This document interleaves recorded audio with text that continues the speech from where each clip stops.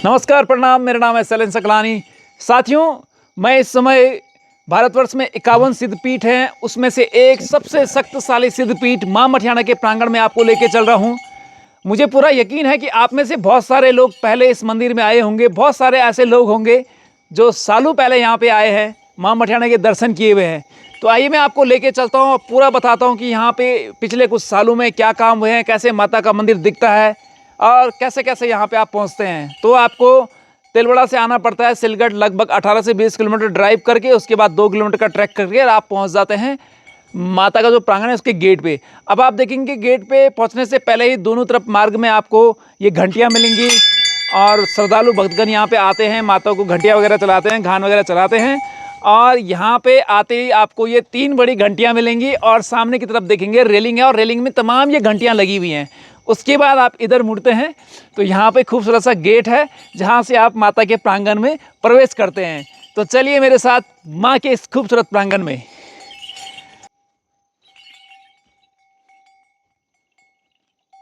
और सामने की तरफ देखेंगे तो माता का बहुत ही खूबसूरत दिव्य भव्य मंदिर, जहाँ पे माता जो है पिंड रूप में विराजमान करती है। और इस मठियाना खाल की बड़ी बात यह है कि यहाँ पे भरदार के नहीं, रुद्रप्रयाग के नहीं, उत्तराखंड के अलग अलग जिलों के लोग आते हैं और सबकी मनोइच्छाएं यहाँ पे पूर्ण होती हैं। जो भी यहाँ पे आता है माता किसी को भी खाली हाथ नहीं भेजती है। और आज आप देखेंगे कि जो ये बहुत बड़ा प्रांगण है माँ मठियाना का, इसके चारों तरफ यहाँ पे बाउंड्री की गई है और साथ ही साथ रेलिंग की गई है। रेलिंग में आप तमाम घंटियाँ देखेंगे, यहाँ पे फूल पुष्प लगाए हुए हैं। अगर मैं पिछले 8-10 सालों की बात करूँ तो माता का जो ये दरबार है बड़ा दिव्य और भव्य नज़र आता है। हर दिन यहाँ पे कुछ ना कुछ कार्य होता रहता है। तो सबसे पहले मैं आपको मंदिर के पास लेके चलता हूँ, उसके बाद आपको दिखाता हूँ कि आसपास का जो माहौल है वह कैसा है।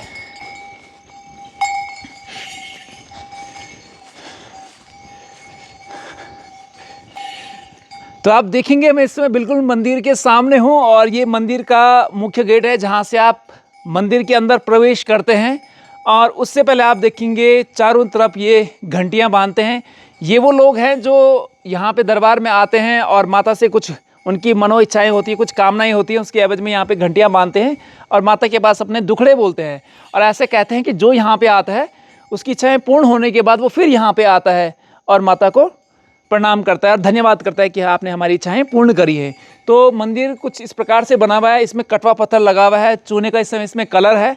ऐसा कहते हैं कि ये जो मंदिर है समुद्र तल से लगभग 2000 मीटर की ऊंचाई पर विराजमान है। ऊपर की तरफ देखेंगे तो बांज के पेड़ और नीचे की तरफ देखेंगे तो बड़े बड़े ऊँचे चीड़ के वृक्ष यहाँ पे खड़े हैं। और मंदिर में आप जैसे दर्शन करेंगे उसके बाद आप सामने की तरफ आते हैं, लंबा चौड़ा प्रांगण, और इस तरफ आप देखेंगे तो बहुत ही खूबसूरत धर्मशालाएं यहाँ पे बनाई गई हैं। मतलब बहुत सालों से, ये तो पहले बन गई थी काफ़ी, उसके बाद ऊपर वाला बनाया और अभी आप नया देखेंगे तो उस तरफ आप देखेंगे खूबसूरत बिल्डिंग बनाई गई है। क्योंकि नवरात्रों के टाइम पे यहाँ पे हजारों लाखों श्रद्धालु भक्तगण आते हैं तो वो यहाँ पे रात को रुकते हैं, रात भर जगराता गाते हैं। मंदिर के ठीक सामने देखेंगे आप तो यहाँ पे कुंडी बनी हुई है, ऊपर ये गुम्बद छज्जा बना हुआ है और यहाँ पे भी 3 बड़े घंटे मंदिर में लगाए हुए हैं और चारों तरफ रेलिंग, जैसे कि मैंने पहले भी बताया था आपको। सामने एक टीन सेट बना हुआ है जहाँ पे कि लोग जब भंडारा वगैरह करते हैं तो वहाँ पे माता का प्रसाद पाते हैं। और सामने इस तरफ भी किचन है और इस तरफ भी कुछ स्टोर वगैरह बनाए हुए हैं और जगह जगह आपको देखेंगे वहाँ पे बेंच बैठने के लिए लगाए हुए हैं। और साथ ही साथ में बीच बीच में सोलर लाइट भी है और जो इलेक्ट्रिक लाइट है लाइनों से वो भी यहाँ पे आती है। अब बड़ी बात यह है कि जब आप माता के दरबार में आते हैं, धूप चुनरी और श्रृंगार का सामान आप माता को चढ़ाते हैं। जब आप श्रीफल लाते हैं उसको फोड़ने के लिए यहाँ पे आप देखेंगे बहुत ही एक पुराना पत्थर है। मुझे पूरा विश्वास है कि आप में से बहुत सारे लोग बचपन से यहाँ पे आए होंगे और आपने ये श्रीफल यहाँ पे फोड़े होंगे। उसके लिए यहाँ पे एक पत्थर बहुत पुराना और साथ साथ में ये हथौड़ा, तो आप ऐसे उसको फोड़ते हैं और अपना माता को चढ़ा के कुछ प्रसाद अपना घर भी ले जाते हैं और जो वेस्टेज बच जाता है उसको आप इस डस्टबिन में डाल देते हैं। और सामने भी आप देखेंगे तो कुछ त्रिशूल वगैरह रखे हुए, घंटी रखी है, वहाँ पे दिया जल रहा है। और बड़ी बात यह है कि ऐसा कहते हैं कि यहाँ पे आसपास कुछ गांव है जैसे सौंदा है, उन लोगों के जो घाट हैं वो उसके आसपास हैं। तो माता का जो स्थान आप सोचिए वो मड़घाटों के बीच में रहती है। क्योंकि बहुत सारे लोग जो है अपने जब उनके आदमी ख़त्म होते हो तो यहाँ पे आते हैं और जंगल में ही जो है उन चिताओं को जलाते हैं।